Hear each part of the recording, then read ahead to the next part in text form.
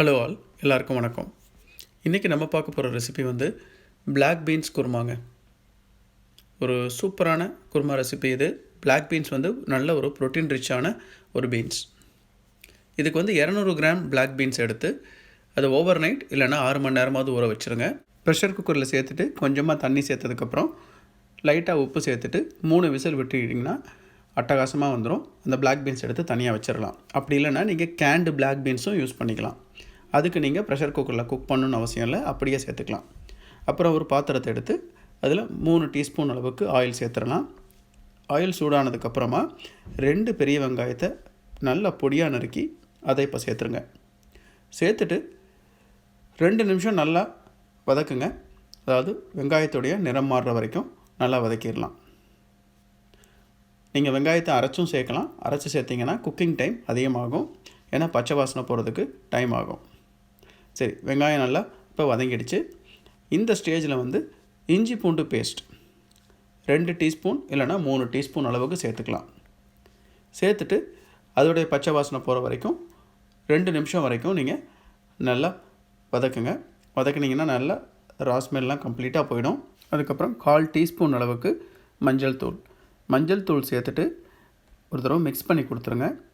Mix பண்ணி கொடுத்ததுக்கப்புறமா தக்காளி வந்து இதுக்கு 2 பெரிய தக்காளியை நீங்கள் ஃபைன் பேஸ்ட்டாக அரைச்சிக்கலாம். அப்படி இல்லைன்னா சின்ன சின்ன பீசஸாக கட் பண்ணியும் சேர்த்துக்கலாம்.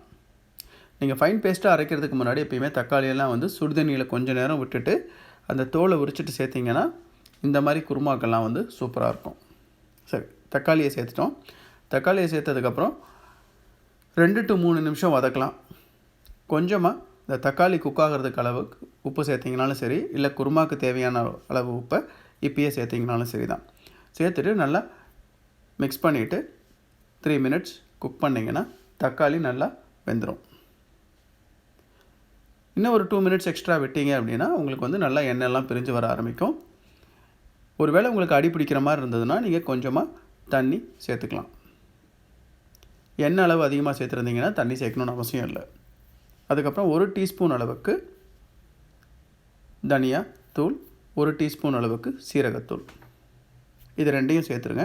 அதுக்கப்புறம் 1/2 டீஸ்பூன் அளவுக்கு பாப்ரிக்கா பவுடர். இது சேர்த்திங்கன்னா நல்ல ஒரு கலரும் கிடைக்கும், அதேமாதிரி ஒரு ஃப்ளேவர் கிடைக்கும். அதுக்கப்புறம் 1 டீஸ்பூன் அளவுக்கு வரமிளகாய் தூள். இப்போ உங்களுக்கு பாப்ரிக்கா பவுடர் இல்லைன்னா ஆப்ஷனல் தான். அப்படி இல்லைன்னா நீங்கள் காஷ்மீரி ரெட்சில்லி பவுடர் சேர்த்துக்கோங்க. சேர்த்துட்டு நல்லா எல்லாத்தையும் நல்லா ஒரு தடவை மிக்ஸ் பண்ணிவிட்டு 2 நிமிஷம் வதக்கலாம்.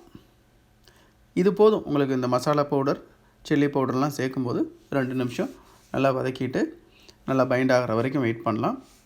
அதுக்கப்புறமா நம்ம வந்து வேக வச்சு எடுத்து வச்சுருந்த பிளாக் பீன்ஸ், அப்படி இல்லைன்னா அந்த கேண்டு பிளாக் பீன்ஸ், அதில் 2 கப், அதாவது 200 கிராம் வேக வச்சுருந்த அந்த பிளாக் பீன்ஸை இப்போ சேர்த்துடலாம். சேர்த்துட்டு நல்லா ஒரு தடவை மிக்ஸ் பண்ணி கொடுத்துட்டு நீங்கள் அந்த பிளாக் பீன்ஸ் வேக வைக்கிறதுக்கு வச்சுருந்த அந்த தண்ணியவே அப்படியே நீங்கள் சேர்த்துக்கலாம். அதுக்கு மேலேயும் வேணும்னா ஒரு 1 கப் அளவுக்கு தண்ணி சேர்த்திங்கன்னா போதும். பிளாக் பீன்ஸ் நல்லா மசிஞ்சு குக் ஆகிருந்தது அப்படின்னா அந்த குருமா வந்து நல்லா கெட்டியாக தான் வரும். சரி, எல்லாத்தையும் நல்லா ஒரு தடவை மிக்ஸ் பண்ணி கொடுங்க. மிக்ஸ் பண்ணி கொடுத்துட்டு ஒரு 3 to 5 மினிட்ஸ் நல்லா கொதிக்கட்டும்.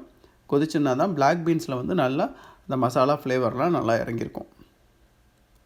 அவ்வளோதாங்க, சிம்பிள் ரெசிபி. ஒரு வேளை உங்களுக்கு தண்ணி நிறையா இருக்குது, பிளாக் பீன்ஸ் வந்து நல்லா ஃபுல்லாக வேகலை அப்படின்னா, கெட்டியாகலைன்னு நினச்சிங்கன்னா கொஞ்சமாக ஹெவி க்ரீம் சேர்த்துக்கலாம். பட் பிளாக் பீன்ஸ் நல்லா ஒரு 3 to 4 விசில் விட்டுருந்தீங்கன்னா நீங்கள் சேர்க்கணுன்னு அவசியமே இல்லை. அவ்வளோதான், பிளாக் பீன்ஸ் குருமா ரெடி ஆயிடுச்சு. ரொம்ப ரொம்ப சூப்பரான ரெசிபி இது. நல்லா ஃப்ளேவர்ஃபுல்லாக இருக்கும், ப்ரோட்டீன் ரிச்சான ரெசிபியும் கூட. இந்த ரெசிபி உங்களுக்கு பிடிச்சிருந்ததுன்னா லைக் பண்ணுங்கள், ஷேர் பண்ணுங்கள், கமெண்ட் பண்ணுங்கள். தேங்க்ஸ் ஃபார் வாட்சிங் த வீடியோ. Happy cooking.